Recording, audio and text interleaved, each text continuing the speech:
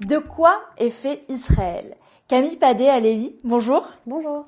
Alors, dans Mosaïque, un podcast que vous avez réalisé avec l'Institut français d'Israël et Academ, vous revenez sur les différentes facettes de ce pays. Vous vous intéressez aux communautés d'Israël, vous vous intéressez à ses manières aussi de faire communauté et à sa gastronomie et sa diplomatie gastronomique notamment.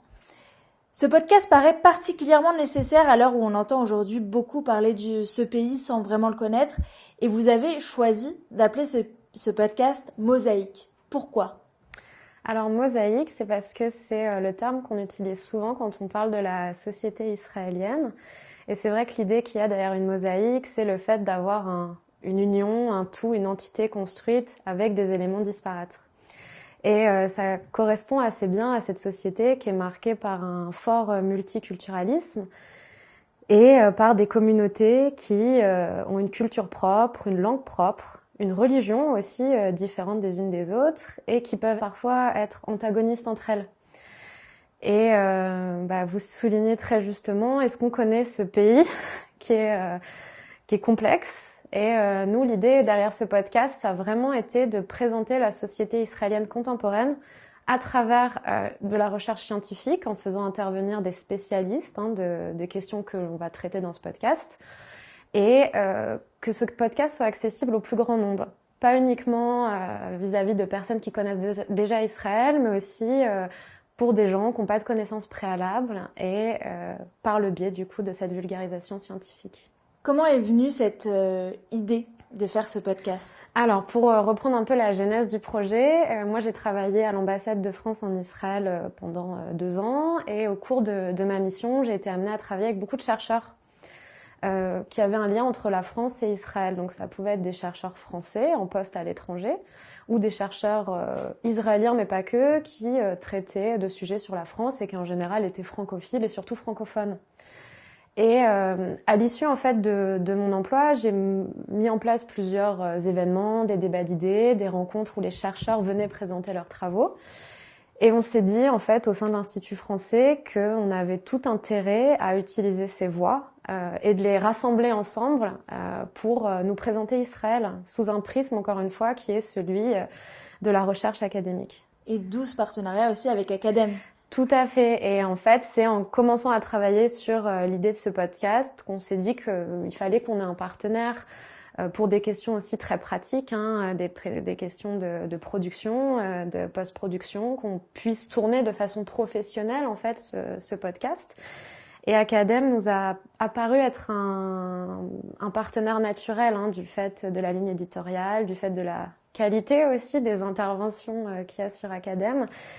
Et il se trouve qu'Academ cherchait à développer le podcast, donc on s'est rencontrés en 2023, au début de l'année 2023, dans ce contexte-là.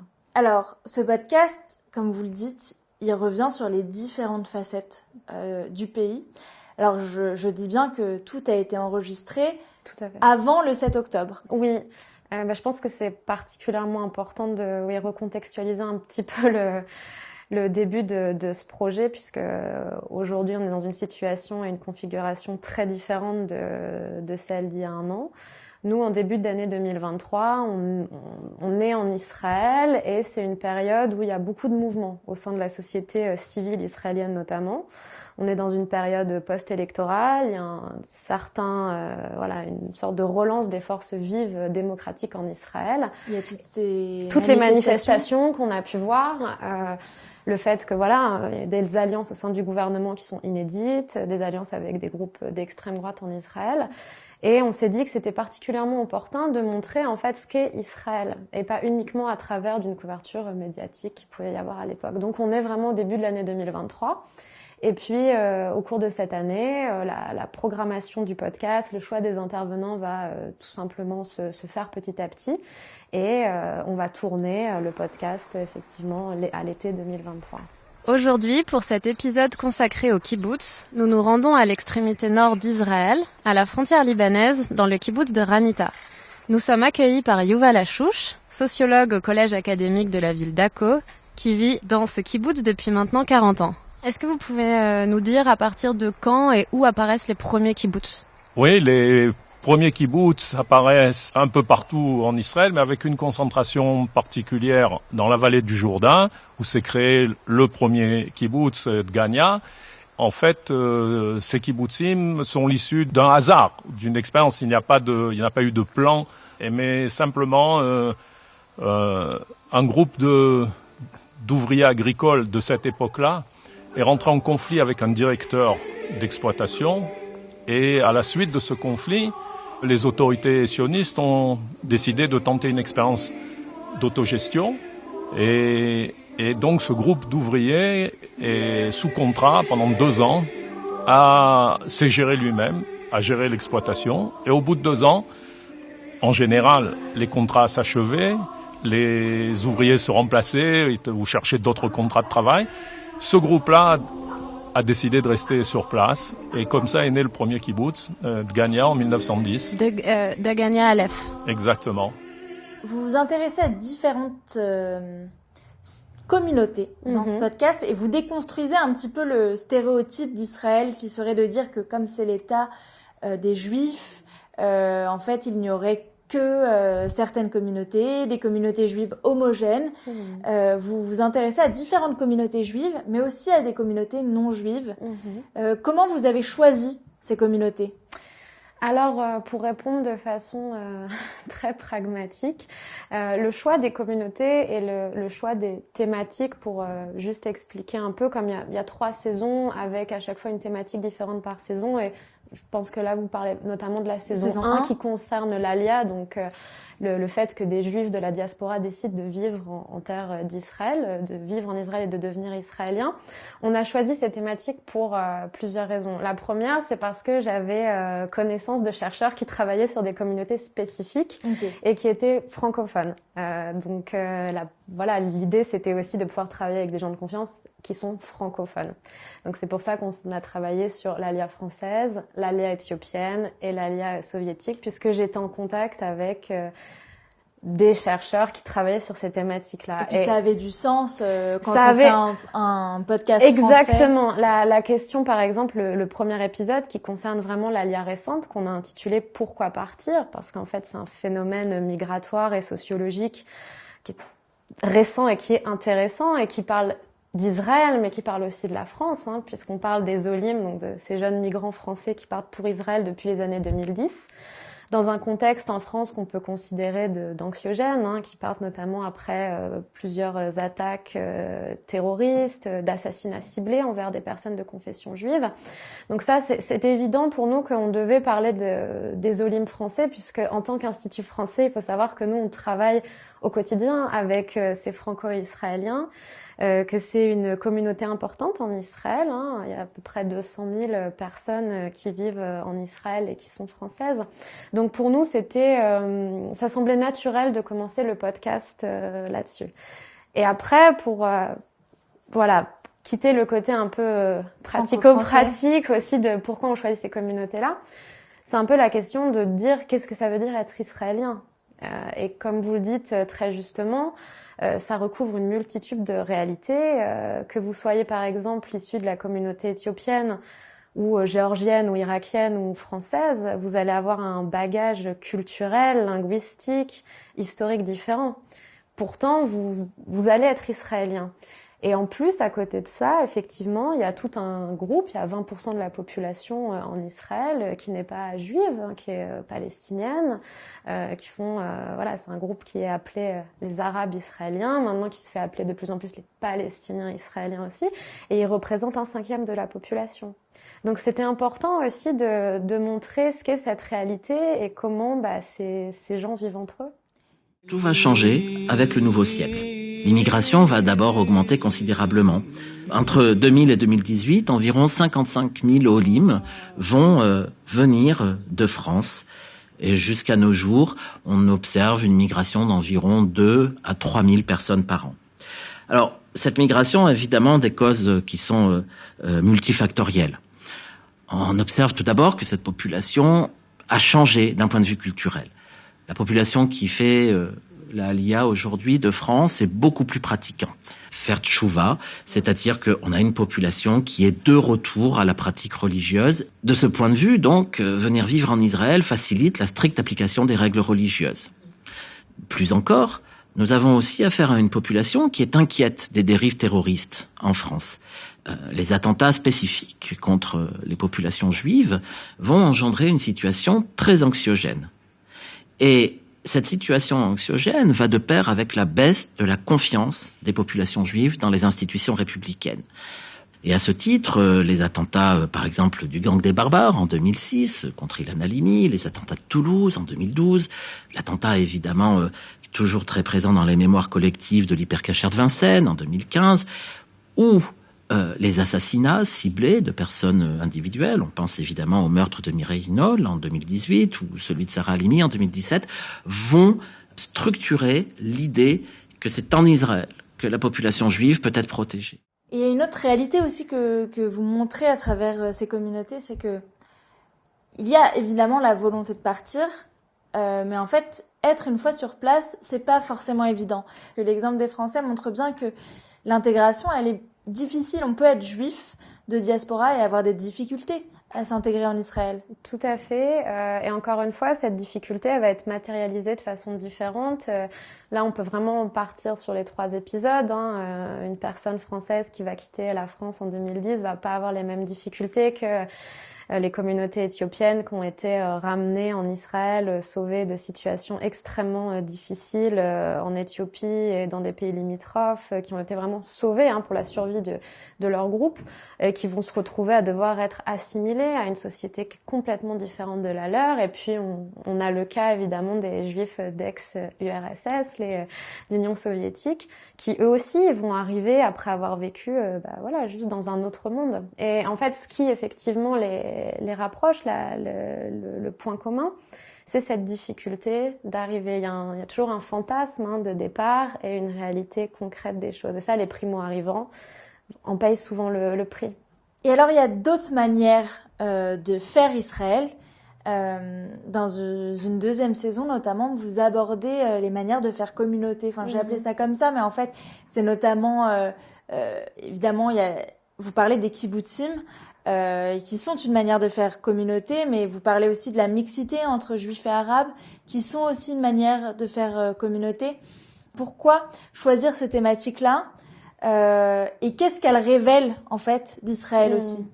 Alors là, c'est vraiment le cœur du podcast, encore une fois, c'est montrer un Israël qu'on n'a pas forcément l'habitude de voir pour un public non initié sur des thématiques de recherche inédites. C'est-à-dire que, encore une fois, j'ai eu la chance de travailler avec des chercheurs remarquables, notamment des chercheurs en sciences sociales, donc des historiens, des sociologues, des anthropologues, qui ont consacré des années de leur vie, en fait, sur le terrain et sur ces réalités israéliennes. Et ça nous semblait vraiment riche, en fait, de pouvoir leur donner la parole et de traiter de sujets qu'on voit moins, parce qu'effectivement, le kibboutz, c'est quelque chose qui est assez vu, qu'on trouve quand même assez facilement, mais on conclut l'épisode avec le kibboutz urbain, qui est une nouvelle forme de vivre le kibboutz, du coup, pour conserver l'idéologie communautaire, socialiste, mais dans un mode qui n'est plus celui du mode agricole, mais bien celui de l'urbanité, donc c'est intéressant. Et dans ce cycle-là, on a aussi effectivement la balade sonore dans la gare de bus centrale de Tel Aviv, donc qui est un endroit assez... J'ai du mal à trouver un adjectif qualificatif parce que c'est atypique, mais c'est plus qu'atypique. C'est un endroit qui est un lieu de relégation, mais aussi de ressources, parce qu'il est au cœur du quartier migrant de Tel Aviv. Et en fait, on découvre un Tel Aviv complètement différent de ce qu'on a l'habitude de lire sur Israël, avec une multitude de communautés qui vivent en son sein, avec des lieux complètement très intéressants qui parlent de ce qu'est la réalité israélienne, c'est-à-dire que vous avez la plus grande librairie yiddish d'Israël, mais aussi du monde, qui est un lieu culturel de résistance. Vous avez des ateliers d'artistes abandonnés, puisqu'on a essayé de gentrifier cette gare, mais ça n'a pas fonctionné, en sachant que c'est un espace monumental, c'est l'équivalent de 2 Empire State Building. Okay. Et ça nous a juste paru très intéressant de permettre en fait de traverser cet endroit avec un prisme sociologique, puisque la chercheuse qui nous fait découvrir ce lieu, elle explique l'histoire de la migration en Israël, qui est aussi liée à une histoire de migration avec des personnes non juives. Donc on se trouve dans le quartier de Neve Sha'anan, qui est le quartier dans lequel se situe la station centrale de bus de Tel Aviv, qu'on appelle en hébreu Tachana Merkazit. Alors, c'est un quartier, comme beaucoup de quartiers relégués, qui est devenu un quartier d'immigration. Alors au début, d'immigration juive, on y trouve beaucoup des populations orientales, venues d'Afrique du Nord. C'était dans ce quartier un grand lieu où on s'échangeait des cassettes avec de la musique orientale. Il y a plein de personnes âgées qui se souviennent, vraiment, c'est là qu'elles se procuraient la musique orientale sur cassette. Au moment de l'immigration de l'Union soviétique, à la fin des années 80, début des années 90, beaucoup sont venus ici avant d'être réinstallés ailleurs. Et puis, début des années 90, arrive une population qui est un peu différente de toutes les autres, parce que c'est une population de migrants non juifs. Donc c'est dans cette espèce de vide, de relégation, que va s'insérer cette population-là. אני בריק, אני מחבל דארפור, מסודאן. הגעתי לישראל ב-2008, בגיל 13. היום אני בן 29, כן. ואני סיימתי את לימודיי, היום אני עובד מעיריית תל אביב, במרכז ליזמות וחדשנות עירונית. Donc Barik, il est arrivé du Soudan à 13 ans, du Darfour. Tout seul, il a passé la frontière avec l'Égypte, la frontière avec Israël, et il est arrivé tout seul. On lui a dit va à Tel Aviv, il y a des gens comme toi à Tel Aviv, arrête-toi dans ce quartier et tu trouveras de l'aide. Et donc il est arrivé, il a dormi pendant plusieurs jours dans le square Levinsky, jusqu'à ce qu'il soit repéré par des travailleurs sociaux qui ont vu qu'il avait 13 ans, qu'il était tout seul. Barik, c'est vraiment un des très très rares exemples de personnes qui a vraiment réussi à trouver une manière de s'intégrer dans la société israélienne. Il a dit qu'il travaille pour un programme pour la mairie de Tel Aviv. C'est rarissime. Vous voilez pas la face en fait de cette question-là, de la migration des personnes non juives. Vous en parlez dès la première saison, en déconstruisant aussi, je trouve, le cliché qu'on a des juifs éthiopiens, en fait, des Éthiopiens qui ne sont pas que juifs, dans le deuxième épisode du podcast. Et vous rappelez qu'il n'y a pas que des juifs en Israël? Bien sûr, parce que le but de ce podcast, c'est pas de dépeindre une image idéalisée d'Israël. C'est pour ça qu'on utilise la recherche académique. C'est pour parler de faits, de pouvoir aussi aborder la société Israël et Israël sous un angle dépassionné, en fait. C'est ça qui est intéressant et qui est riche, c'est d'avoir la chance d'avoir ces travaux de chercheurs pour expliquer en fait une complexité, parce que tout est complexe. Et effectivement, dans le cas de l'épisode sur les Éthiopiens, on a commencé l'épisode en partant à Jérusalem et en montrant qu'il existe une communauté chrétienne orthodoxe à Jérusalem depuis plusieurs siècles, et qu'elle a réussi à se maintenir alors que c'est une toute petite communauté. Et à travers cet exemple-là, on montre les enjeux, effectivement, de pouvoir qu'il y a en Terre Sainte, dans notamment la ville sainte. Et ça participe à juste donner des clés de compréhension. En fait, ce podcast, il est là pour permettre de se cultiver, d'en savoir plus sur Israël. Nous nous intéressons aujourd'hui aux différentes communautés éthiopiennes résidant en Israël. Nous nous rendons dans la vieille ville de Jérusalem pour retrouver Stéphane Ancel, qui est historien, spécialiste de la Corne de l'Afrique et chercheur au CNRS. Bonjour Stéphane. Bonjour. Depuis quand existe cette communauté éthiopienne à Jérusalem ? Écoutez, cette communauté, elle est attestée dans les sources historiques à partir du XIIe, XIIIe siècle, même si on se doute qu'il y a eu des pèlerins éthiopiens bien avant présents à Jérusalem, mais c'est surtout au XIIe, XIIIe siècle qu'on a leur attestation. C'est évidemment pas, ceci dit, le narratif que les Éthiopiens utilisent. Ils font évidemment référence à la rencontre entre la reine de Saba et Salomon, qui est d'ailleurs cité dans le livre des rois dans la Bible. Nous nous trouvons sur l'imposant complexe du Saint-Sépulcre, plus précisément sur le toit de la chapelle arménienne de Sainte-Hélène. Pourquoi y a-t-il 2 chapelles sur cette terrasse ? Les Coptes et les Éthiopiens sont en conflit au sujet de la propriété du monastère de Deir el-Sultan. En 1850, les Éthiopiens se plaignent auprès des autorités locales, comme quoi les Coptes ferment les portes à clé de ces chapelles et donc les empêchent d'aller comme ils veulent sur le parvis du Saint-Sépulcre et donc d'atteindre le Saint-Sépulcre. Suite à des négociations, ils obtiennent les clés, du moins le double de ces clés de ces chapelles, afin justement de pouvoir naviguer jusqu'au Saint-Sépulcre comme ils le veulent. Mais le conflit de la propriété continue. Il y a des violences verbales, mais également des violences physiques, qui amènent en 1894 la communauté copte, qui en a marre de ces affrontements, à reprendre possession de ces chapelles et de les fermer à clé et d'interdire aux Éthiopiens le passage comme l'utilisation pour leurs cérémonies.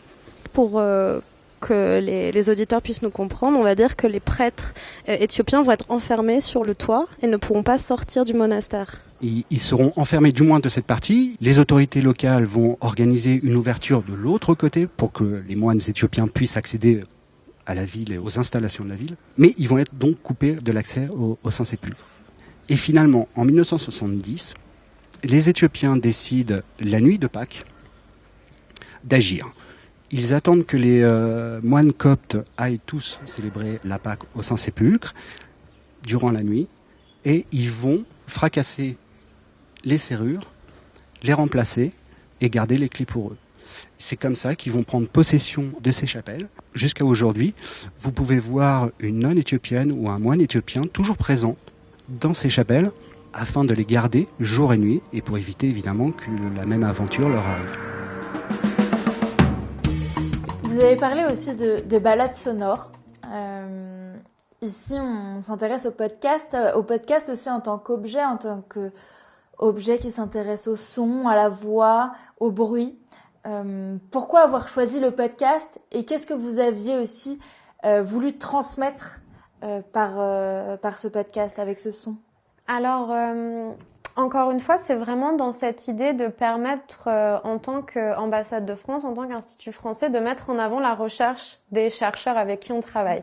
Nous, notre but, c'était de faire de la vulgarisation scientifique pour le plus grand nombre, et le podcast, c'est quand même un médium qui s'y prête particulièrement. Pourquoi effectivement utiliser ce son? C'est que déjà, à Israël, c'est un endroit, pour ceux qui connaissent, qui est très bruyant. C'est un endroit où la sonorité est très présente. Donc, on a essayé de pouvoir retranscrire ça dans le podcast, et aussi au niveau du sound design, avec un sound design qui a été fait pour ce podcast, qui a été fait spécifiquement pour ce podcast.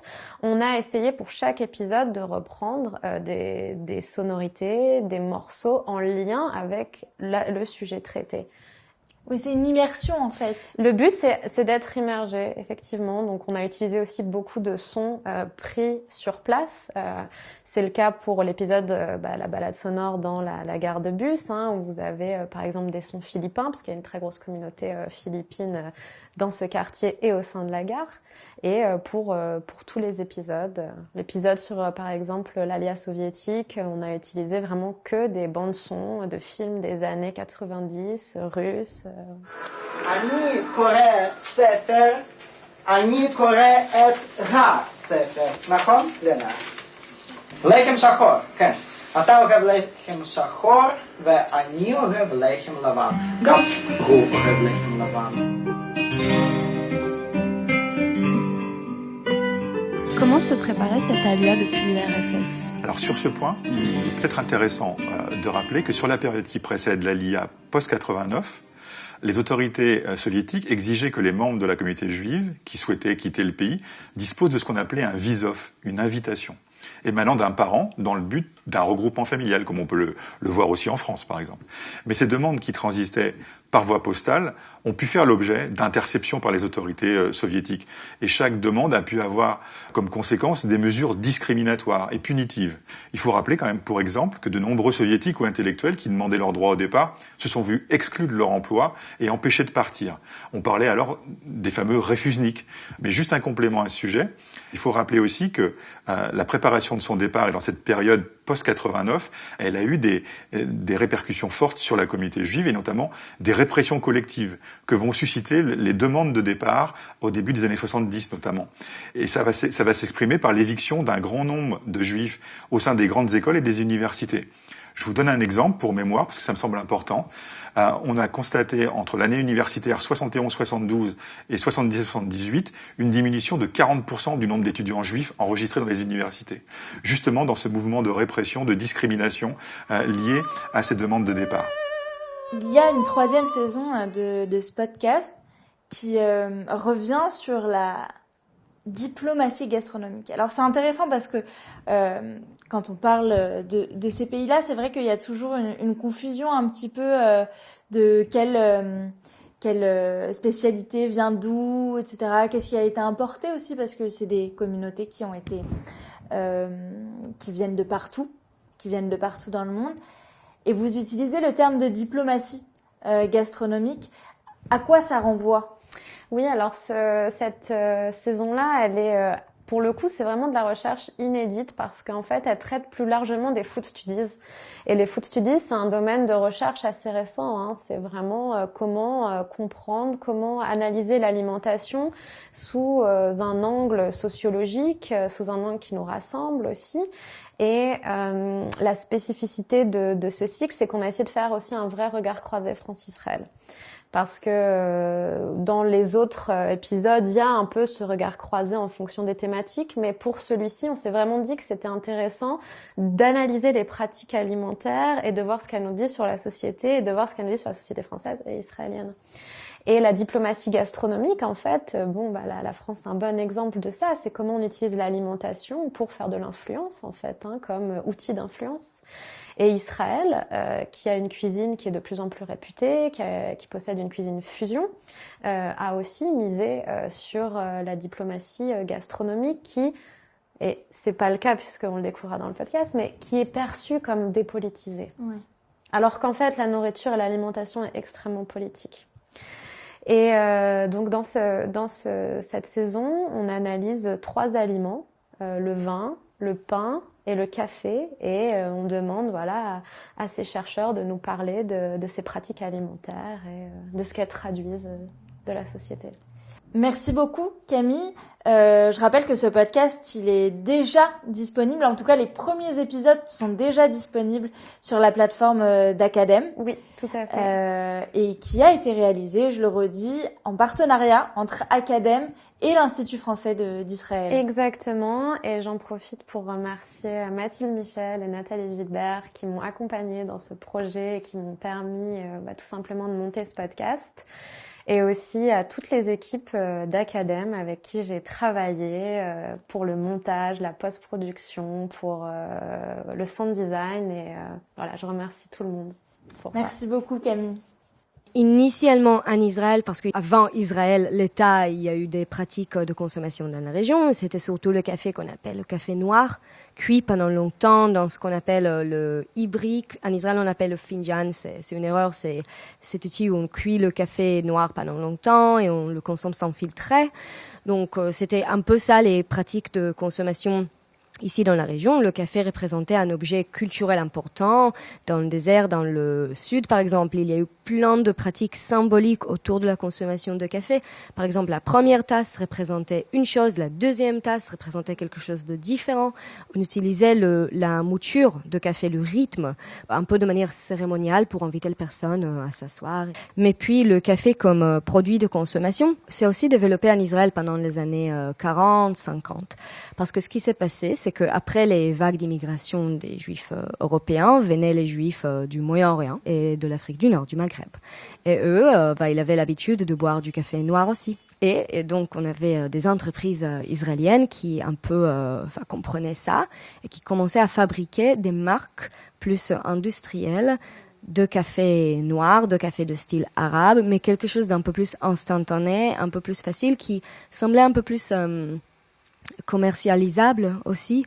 Donc il y avait notamment l'entreprise Strauss Elite, qui est aujourd'hui la plus grande entreprise de café en Israël, et 2e ou 4e plus grande dans le monde d'ailleurs, parce qu'ils ont une entreprise brésilienne.